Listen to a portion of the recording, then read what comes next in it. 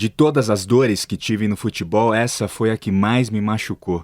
É um sentimento inexplicável de dor, tristeza e desespero. Essa é uma ferida que vai ficar aberta para sempre. Agora é hora de lamber as feridas, pedir desculpas a todos vocês e colocar a cabeça no lugar. As frases que a gente acabou de ouvir, lidas por colegas aqui da Band News FM, foram escritas por alguns dos jogadores da seleção brasileira eliminada agora na Copa do Catar.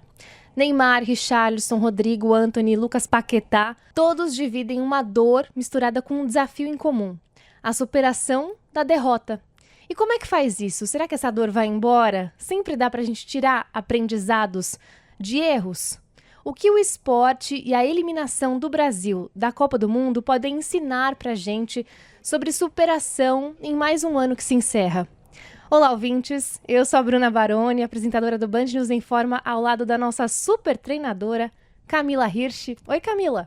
Olá, Bruna! Olá, ouvintes da rádio! É um prazer estar aqui com vocês nesse final de ano, né? Maravilhoso, com algumas dores, mas acho que isso faz parte da vida e acho que a gente hoje vai aqui tentar aprender alguma coisa para aprender a lidar com tudo isso, né? É isso, e vai participar justamente dessa conversa com a gente aqui a mentora de atletas, coach esportiva, Nel Salgado. Nel, um prazer enorme te receber aqui. Fala, meninas, que timaço! Camila, Bruna, ouvintes, obrigado pela oportunidade, muito feliz de estar aqui. Nel, eu acho que a gente pode falar aqui, de dois tipos de superação, né? Que a primeira eu colocaria essa tristeza e essa angústia coletivas de todos os brasileiros que estavam ali vibrando pela seleção e a superação de cada um desses atletas, né? E eu queria pegar uma frase que foi escrita pelo Neymar logo depois da eliminação. Ele escreveu na internet, vou abrir aspas aqui. Infelizmente ou felizmente, eu ainda não aprendi a perder. As derrotas me fortalecem, mas elas me machucam demais. E eu ainda não me acostumei com isso. Fecha aspas. Bom, a gente tá falando aqui de um dos maiores jogadores do mundo, tem milhões de fãs acompanhando literalmente passo a passo, né, dele. Então eu queria uma análise sua, qual que é a sua interpretação, você que trabalha com atletas, dessa frase do Neymar de não saber perder. Acho que principalmente se tratando de Neymar, o Neymar é muito midiático, né? E ele trabalha muito em função disso, a vida dele, e sendo o atleta e da grandeza que ele tem, ele vem para dar uma satisfação, obviamente, para se sentir melhor, o que a gente faz. Principalmente quando a gente vai lá e divide o mundo com as pessoas, né, aquilo que a gente está sentindo. E infelizmente ou infelizmente, cara, não sei se é bom ou se é ruim isso aqui que eu estou sentindo, porque um grande atleta na alta performance, ele é feito disso, porque todo mundo tem, todo atleta, ele está muito exposto a essas fraquezas, porque na verdade isso é sobre a vida, né? Quando a gente fala de tombos, de quedas, de superação, a gente está falando sobre vida, só que um atleta, ele está exposto a isso o tempo todo, e quando a gente fala de Copa do Mundo, a gente espera 4 anos, então a gente se conta uma história para se sentir melhor, num episódio específico, em 2014 a gente vai lá e fala um pouquinho daquela dor, superamos, aí vem 2018, a gente se conta uma outra história para dizer o que aconteceu, e agora de novo. Então essa história do quase, é uma dor insuportável para alguém que vive essa expectativa, e essa expectativa não é só dele, é uma expectativa de 200 milhões de pessoas, e quando a gente fala de futebol é paixão. A gente está falando de paixão, e paixão inflama. E aí a gente vive esse caos que a gente está vivendo agora, né, de um monte de interpretação, né, de um monte de especialista e pessoas vindo falar do que aconteceu. Antes da gente falar exatamente, né, cada um tirando as suas conclusões, né, com o tempo, as coisas acontecem muito rapidamente ali no momento, né, Nel? Isso é fato, né? Sim. Agora, a gente tem que... O Neymar dá um depoimento desse, independentemente, é isso que a gente está querendo até falar aqui, da característica da personalidade, eles lidam com isso, né? E eles sabem disso, né? Então, ou você vai ganhar, ou você vai perder. Né? Porque mesmo que tivesse ido para a final e tivesse ficado em segundo, todo mundo estava esperando o ganhar, né? Então, provavelmente ele também colocar isso tudo que ele aprende, que ele fortalece, é porque, né, ele sabe que ele já perdeu muito, né? A gente já escutou isso de grandes atletas, de grandes times, né, grupos, dizendo que, né, a gente perde muito, né? Então, para ganhar, né? Ninguém só ganha. Não, então, o esporte é feito disso, né? Por mais, a gente sempre fala muito sobre confiança, né? E ouvi muito, né, esses dias sobre o excesso de confiança. Ah, será que o Brasil não estava? Cara, excesso de confiança não é ruim desde que você controle isso.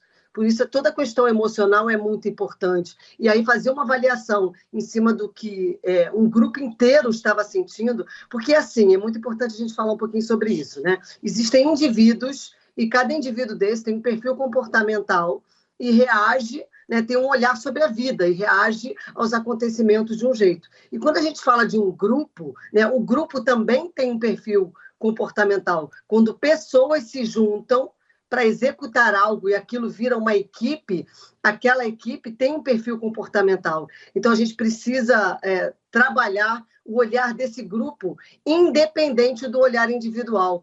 Então, é muito difícil a gente dizer como eles estavam, o que estava sentindo. Mas uma coisa é certa, é o que você falou, Camila. Todos sabem, todo mundo entra sabendo que você tem 50% de chance de ganhar ou de perder. Não tem para onde correr, todo mundo, todo esportista. A questão é, psicologicamente, mentalmente, ali dentro da cabeça deles, perderam uma opção? O que estavam se dizendo? O que estava acontecendo ali? Qual era a troca de ideias? Porque, ainda que a gente saiba que perderam uma opção, quando a gente fala de alto rendimento e pessoas que aí eu volto à fala do Neymar, infelizmente eu não sei perder. Então, a gente volta a essa situação onde você quer tanto ganhar que você não pondera o fato de que você pode perder. E você precisa estar preparado para todas as opções. Sim, eu quero ganhar, eu vim aqui para isso, mas existe essa chance? Existe. Então, eu aumento o meu nível de atenção, eu aumento o meu foco para que qualquer coisa que venha acontecer, eu esteja preparada. A questão é o quanto que você resolveu isso dentro da sua cabeça, né? Como você montou estratégias mentais para lidar com isso na hora da adversidade, na hora de competir. Posso pedir para você dar alguns exemplos dessas estratégias que você falou de trabalhar o olhar coletivo, né? Como é que faz isso na prática? Então, na prática, primeiro, a gente precisa lidar com o grupo, né? Então, vamos lá. Quando você entra para trabalhar com o grupo, você entende cada um daquelas peças individualmente, né? Como é que funciona A, B, C, D, como é que funciona cada um deles. E agora, peraí, como é que eu transformo isso aqui em grupo? Quem é o líder? Qual é a linguagem que a gente vai usar, né? Qual é o ponto? Porque a gente se divide na vida em tribos. Sempre tem alguém ali que a gente se comunica melhor, que a gente se conecta melhor. Então, como é que a gente faz isso virar um grupo? E acredito que ali a gente tinha, de fato, um grupo. Mas como é que foi trabalhado psicologicamente? Não foi, né, Nel? A gente sabe que não foi, né? Pelo menos é o que dizem as informações que a gente teve. Pelo próprio não terem... Não foi. Mas a gente sabia que existia um grupo nato ali, né? Eles eram um time. Isso que surpreendeu todo mundo, né? Eles estavam dispostos a ser um time. Olha só, não tinha um profissional lá dentro trabalhando a questão psicológica, tá? Mas o tempo todo a gente está lidando com a questão psicológica. Eu, você, a Bruna, todo mundo, os ouvintes, todo mundo está lidando com isso. Então, toda a fala, toda a abordagem, toda a estratégia, o dia a dia, isso vai construindo uma mentalidade, tá? Desse grupo. Eu tô falando... Mas Nel, você não acha que se você treina isso também, por exemplo, porque vamos supor que eles tivessem... Você, na hora que você está ali no jogo e que teve o gol belíssimo do Neymar, vamos supor, se eles tivessem treinado isso ou passado com algum profissional e acontecido em outros jogos, como aconteceu, e falar assim, não, relaxa, turma, nós não é para relaxar agora, vamos comemorar, mas não é, sabe? Orelha em pé. Sim, com certeza. Provavelmente, se tivesse treinado isso antes, e alguém puxado, sabe? E dentro do próprio time, mas orientado por alguém de fora, provavelmente eles poderiam estar um pouco mais atentos. Sim, Camila, isso é um equívoco absurdo. A gente está falando de uma seleção brasileira. Nos tempos que a gente vive hoje, a gente não tem um profissional lá dentro de preparação mental. Isso, para mim, é surreal, e eu já falei sobre isso milhões de vezes, e eu não estou falando de apagar incêndio, eu não estou falando de colocar lá, igual foi feito em 2014, lá com a Regina, olha, vamos lá, teve essa questão aqui emocional, traz aqui um profissional para apagar esse incêndio. Não, cara... Para ter um cargo, né? Para ter um cargo. Isso, é processo, faz parte da engrenagem. Não adianta, cara. Se faltar ali uma peça, se uma peça tiver com defeito na engrenagem, ela vai travar. Em algum momento ela vai travar. Então, é essa a questão. Então, assim, eu vou dar um exemplo aqui, tá? A Bruna falou sobre exemplo. Então, assim, eu trabalho na prática com os meus atletas vivências. A gente faz simulação de competição. O que pode acontecer na competição? Vamos trabalhar isso? E aí eu trabalho isso com a equipe multidisciplinar. Vem cá, vamos aqui. Vem aqui todo mundo. A Rafa acabou de ser bicampeã mundial. A gente trabalhou isso semanas. Vem cá, o que pode acontecer? Torcida, arbitragem, as tuas sensações, o que a tua adversária pode fazer, a gente traz para esse cenário e antecipa para o teu cérebro essas dificuldades que possam vir a aparecer. Para quê? Para quando chegar o momento, você já vivenciou aquilo, o impacto é muito menor. A eliminação do Brasil na Copa do Mundo pode trazer alguns ensinamentos sobre superação. A gente está numa época justamente de refletir, né? De olhar para trás e, ao mesmo tempo, mirar para frente, como geralmente acontece em final de ano e começo de um novo ano também. Por isso eu, Bruna Baroni e Camila Hirsch, apresentadoras do Band News em Forma, convidamos a mentora de atletas e coach esportiva Nel Salgado para explorar essas possibilidades que vêm com uma derrota. Nel, eu queria explorar um pouquinho mais algo que você falou sobre excesso de confiança, porque a gente ouviu muito mesmo, né? Que talvez tenha acontecido até mesmo uma exploração por parte da imprensa, de ficar falando, ficar jogando ali, esse hexa já é nosso. Como é que a gente administra o otimismo, a confiança? Porque precisa, né? Fazer uma gestão dessa confiança, para justamente não baixar a guarda, como a gente estava falando há pouco, né? Sim, o tempo todo. Eu trabalho isso muito com os atletas.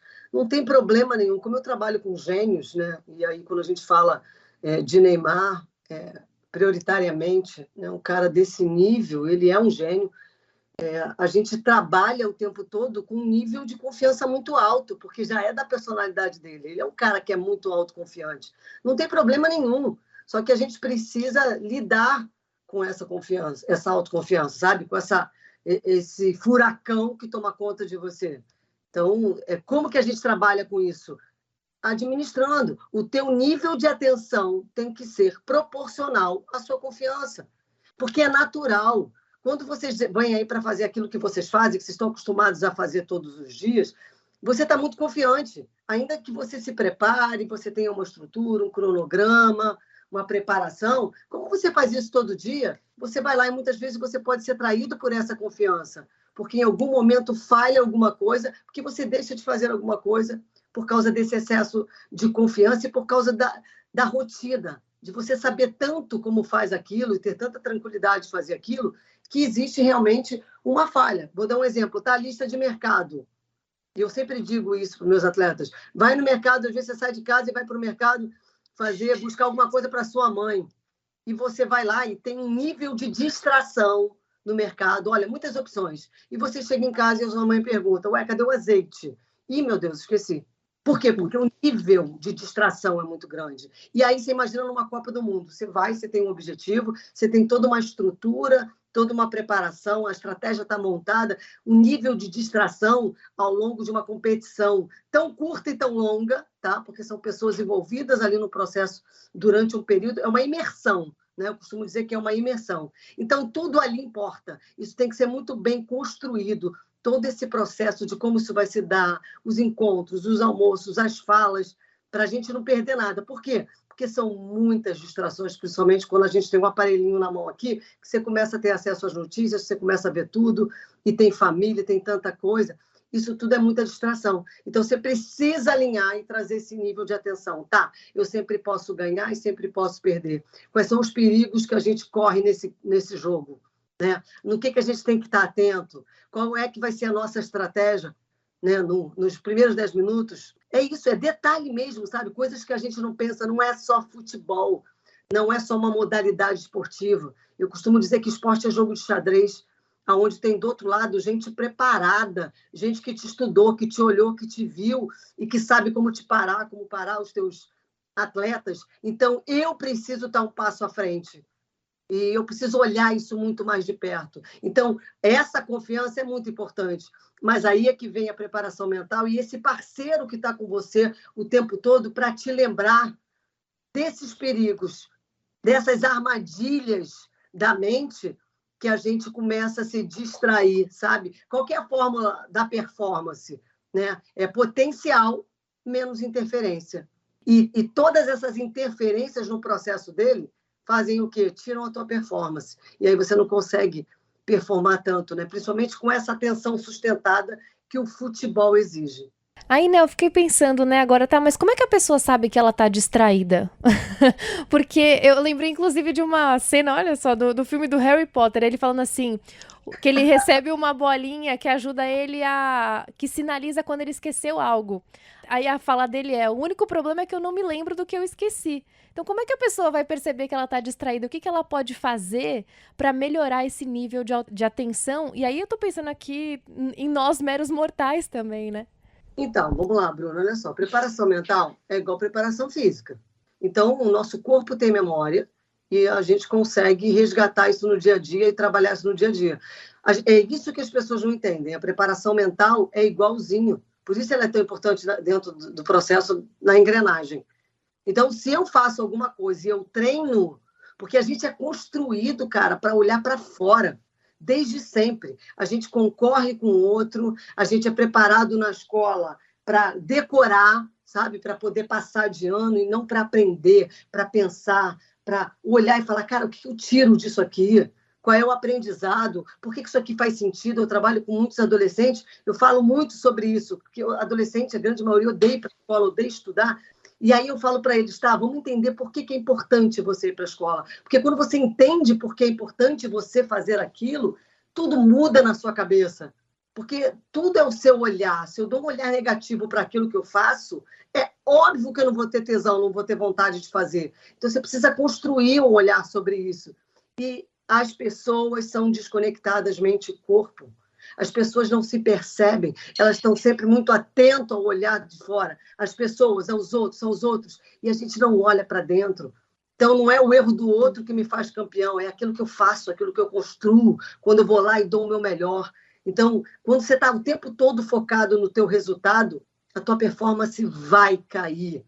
Quando você foca na performance, o resultado vem. É consequência, é toda uma construção dessa mudança de olhar, dessa percepção que parece óbvio, mas não é. As pessoas não fazem isso. Eu trabalho com atletas, às vezes chega um atleta para mim, o cara é profissional, joga num timaço, né? O cara está aí voando e você faz perguntas simples. Do que você evoluiu essa semana? Por que essa semana valeu a pena? O cara não sabe dizer. É isso, as pessoas não se olham, só vai no automático. É igual escovar o dente lá, que você nem presta mais atenção no que você está fazendo. É igual dirigir, que quando você está aprendendo, você faz os ajustes, né? Retrovisor, marcha, banco, e depois você só entra no carro e vai. É por aí. Estar de corpo presente, né? Corpo e mente, né? Exatamente, estado de presença. Total. E aí isso é treinado, né? Até que isso esteja em você, entranhado. Você se torne aquilo. Ô, Nel, agora uma pergunta, vamos te colocar no meio da fogueira. Não sei se podia, né? Vem que eu gosto, adoro. E a postura de um líder, né? Como o Tite, o técnico da seleção, né? A gente sabe que todo mundo, eu não sei o que aconteceria, o que eu faria, ou muito pelo contrário, a maioria acho que já sai julgando de cara. Mas o que a gente espera? Eu não esperava isso. Dele, tanto que eu fiquei olhando, Camila, podem depois me execrar nas redes sociais, não tem problema nenhum, eu achava que ele fosse voltar, mas não foi o que aconteceu. Cara, Camila, olha só, eu acho que tem duas coisas aí, tá? Eu acho que tem o olhar aqui da torcedora, tá, que fica revoltada e angustiada e inquieta, incomodada com essa postura dele, que de fato não foi legal, tá? Não tem como defender. Não foi legal e não é a atitude que você espera de um líder. Porque o teu líder está com você, ele até deu uma entrevista dizendo assim, que é a postura dele, na vitória ou na derrota, ele é um cara mais retraído. Não é verdade. Né? O Brasil estava ganhando ali, goleou o Camarões, ele até dancinha fez, ele saiu do protocolo. Mas por quê? Porque ele estava feliz. Ele Ele reagiu. estava ganhando. Isso. Exatamente, cara. Ele reagiu ali ao emocional. Então, eu acho que é mais honesto, seria mais honesto ele dizer, cara, foi a minha reação. A tamanha dor eu reagi daquele jeito. E aí que vem o olhar do profissional, que eu vejo ali alguém que não sabia o que fazer com aquilo que Sim. estava sentindo. E ele estava ali num diálogo interno de, cara, como eu vou reagir a isso? O que eu vou fazer agora? Eu fico, eu saio. Tanto é que ele fica para lá e para cá. Ele fica para lá e para cá e daqui a pouco ele sai. Então, é isso. Ele não sabia exatamente o que fazer com aquilo que ele estava sentindo diante de tamanha dor. É errado, não é o que a gente esperava dele, provavelmente não é o que os atletas esperavam dele, mas eu não sei qual foi a relação que ele teve com os atletas, mas eu não acredito que isso invalide um trabalho de 6 anos e que tipo de treinador que ele foi durante esses 6 anos para esses atletas. Num momento crucial, não soube lidar com aquilo que estava sentindo, porque era um momento crucial. Porque não era para a Copa acabou ali. Era para a vida. Era para esses meninos, né, muito jovens ali, de como você vem e se sente abraçado num momento de dor tamanha, que muitos ali, a maioria, nunca tinha lidado com aquilo, com aquele tipo de frustração. Ele já. Você, ouvinte, tem dificuldade para se perdoar ou perdoar um erro, perdoar uma pessoa, encarar uma frustração de frente, de cara? A eliminação do Brasil na Copa deixou muita gente com as emoções à flor da pele, muita gente angustiada, triste, outros com raiva, sem entender direito o que aconteceu ali. E a gente está conversando aqui com a mentora de atletas e coach esportiva, Nel Salgado, sobre isso tudo, sobre como processar as derrotas, como exaltar as vitórias, né, Nel? E como o esporte pode ajudar a gente a começar 2023 aí com o pé direito, sem tantas angústias. Então, quero começar por aí, Nel, para a gente já caminhando para o encerramento. O que o esporte, de maneira geral, pode ensinar a gente sobre superação, considerando toda aí a sua trajetória, né, lidando com atletas de alto rendimento?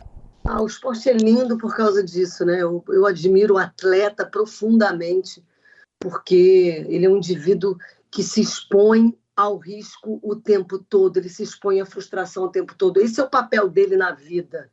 Um atleta tem, às vezes, a cada semana, 2 desafios. O jogador de futebol, por exemplo, que é o que a gente está falando aqui, você imagina, o tempo todo ele se põe à prova, se põe à prova. A gente consegue esconder um errozinho de digitação, uma coisa erradinha que a gente fez ali, porque a gente trabalha nos bastidores, escondidinho. Um atleta não consegue fazer isso. Um atleta, o valor dele está se ele ganhou, se ele perdeu. Se ele subiu no pódio, se ele não subiu no pódio. E isso parece para as pessoas, e por isso que é paixão, o esporte é essa paixão toda, sobretudo o futebol, né? Porque parece que só tem valor, principalmente aqui no Brasil, aquele que está ali, né? O campeão, né? A gente adora um campeão, mas o esporte te ensina isso, a cair e levantar quantas vezes forem necessários. O que eu acho que é importante deixar claro aqui é o seguinte: a gente só controla o que a gente conhece. Então, se eu não sei como eu ajo, eu não sei o que me faz melhor, eu não sei o que me deixa triste, eu não sei o que me traz alegria, né, o que me dá motivação, se eu não tenho essa percepção sobre mim mesmo, eu não consigo gerir a minha vida, eu não consigo gerir a minha história, e eu vou deixando a vida me levar, eu só vou. Então, é tão importante a gente trabalhar esse processo de autoconhecimento, de autodesenvolvimento, e aí a gente vem para isso aqui que a gente está fazendo, que é esse processo mental, que não é só para atleta, é para todo mundo. A gente tem que ter essa capacidade de olhar para a gente e entender que a gente tem ali potencialidades, né, e vulnerabilidades. E como eu vou lidar com isso? A gente só vê vulnerabilidade nos outros, a gente não olha para a gente, só quem erra é o outro. Então, enquanto a gente não conseguir entender que a gente precisa fazer isso, eu não consigo controlar nada, a vida só vai. E aí, falando um pouquinho mais, abordando isso um pouquinho mais profundamente, cada um de nós tem uma personalidade. A gente tem um perfil comportamental que é construído a partir da infância e que torna a gente quem a gente é. E alguns desses perfis tornam a gente um pouquinho mais suscetível, né, ao sofrimento, né, ou suscetível à euforia, à alegria, oba-oba, sacanagem.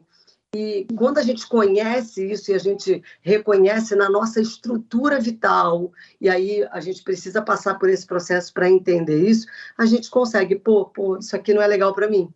Toda vez que eu faço isso, eu reajo assim. E aí você consegue entender e construir. E aí o nosso olhar sobre a derrota, sobre a frustração, sobre a dor, vem desse perfil. Porque alguns perfis vão olhar para a dor e vai falar, cara, vida que segue, vamos embora. Porque o olhar dela sobre a vida é, cara, vamos embora, tive dor, me ferrei, me atrasei aqui, mas vida que segue. E algumas pessoas vão querer lamber as feridas. E identificar isso é muito importante. Porque algumas pessoas vão dizer que, mas até parece que é assim, porque dói mesmo. É muito sobre o seu olhar sobre a vida. E a diferença desse cara que segue, como é o Neymar, que o Neymar é esse cara, né? Costumo dizer que o Neymar é um agente do caos. Porque o moleque reage ao caos de uma forma surreal, né? E ele tem esse perfil do desbravador, do otimista que vai, que faz, que rasga, e que a dor faz ele maior, faz ele melhor. Ele mesmo diz sobre isso. E isso é determinante, principalmente, para esses meninos que viveram isso pela primeira vez e que encararam essa dor aí, como o Rodrigo. Cara, o que eu vou fazer com essa dor?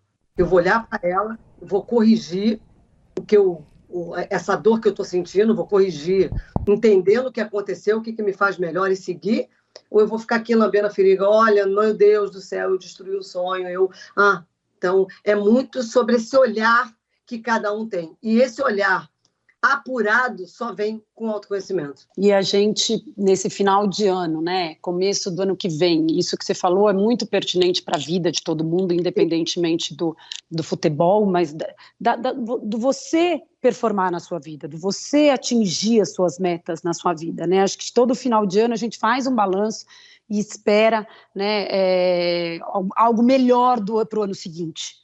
Né, eu acho que é um fechamento de ciclo, e então a gente pode também tentar usar dessa dica, acho que para os ouvintes, né, que você deu agora, de pensar nisso, como é que eu reajo quando vai no meu primeiro ou segundo mês do ano, eu ou no trabalho, uma meta, aquilo não acontece, né, como que eu vou encarar aquilo, quer dizer, vou dar por perdido os próximos 10 meses, né, como que eu vou... Eu acho que é assim, Camila, olha só, eu acho que de alguma forma, Papai do Céu aí dividiu o tempo e a gente precisa desses ciclos, né, para reviver, para sobreviver, para encarar a vida de novo.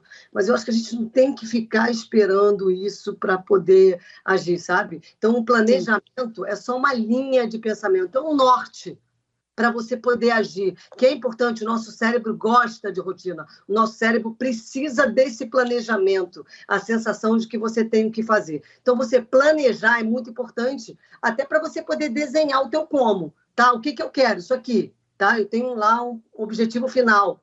O que eu quero viver ao longo de 2023? O que eu quero receber em 2023? O que eu quero viver em 2023? Você vai lá e faz um planejamento. Ok, eu quero viver isso, como eu vou fazer isso? E você vai lá, desenha o como. É desenhando esse planejamento, essa estrutura, e aí depois você tem que entrar em ação. Porque não adianta você tomar decisões, montar um planejamento e não entrar em ação. E aí você entra em ação. E é óbvio que você vai precisar corrigir o curso, porque as coisas não vão funcionar tão bem. Então, você tem um outro plano, tem um plano A, um plano B, para você se direcionar. Agora, você largar todo um projeto porque aquilo não deu certo como você gostaria, porque muita gente faz isso. Então, ninguém chega a lugar nenhum da noite para o dia. Não é uma questão de sorte, é uma questão de trabalho, uma questão de entrega, de empenho, de resiliência, de repetição. A gente só consegue chegar na excelência repetindo. Então, a gente tem que construir esse processo dentro da gente. Não é só ir lá e fazer um planejamento, não. É olhar para você todo dia, eu costumo dizer isso, né? A gente não sabe o que vai acontecer amanhã. Amanhã a gente planeja, mas a gente só vive o hoje. Então, é um dia de cada vez. Dá o teu melhor todo dia. E o teu melhor, às vezes, o teu melhor hoje não vai ser aquele teu melhor da vida, teu 100% hoje. Porque hoje você não dormiu bem, hoje você está com dor, hoje você está triste. Qual é o teu melhor possível hoje? Vai lá dar o teu 100% possível hoje, de acordo com aquilo que você está sentindo, que você está pensando. Um dia de cada vez. Mas planeje e tenha um plano para você poder chegar onde você quer. Bom, a gente não poderia terminar de uma maneira melhor, né, Camila? Fora isso, eu ia convidá-la, falar que ela estava já convocada para a próxima coach da seleção brasileira. Lá. Com certeza, que nomão! Bom, essa foi a Anel Salgado, mentora de atletas, é coach esportiva. Deu uma aula aqui para os nossos ouvintes, tenho certeza que inspirou muita gente a começar 2023 sem angústia, sem arrependimento e se planejando, né, Nel? Muito obrigada, viu, pelo seu tempo, boas festas e até uma próxima. Obrigada, Nel. Obrigado, meninas. Eu que agradeço. Obrigado, ouvinte. Obrigado mais uma vez por essa oportunidade. Boas festas para todo mundo.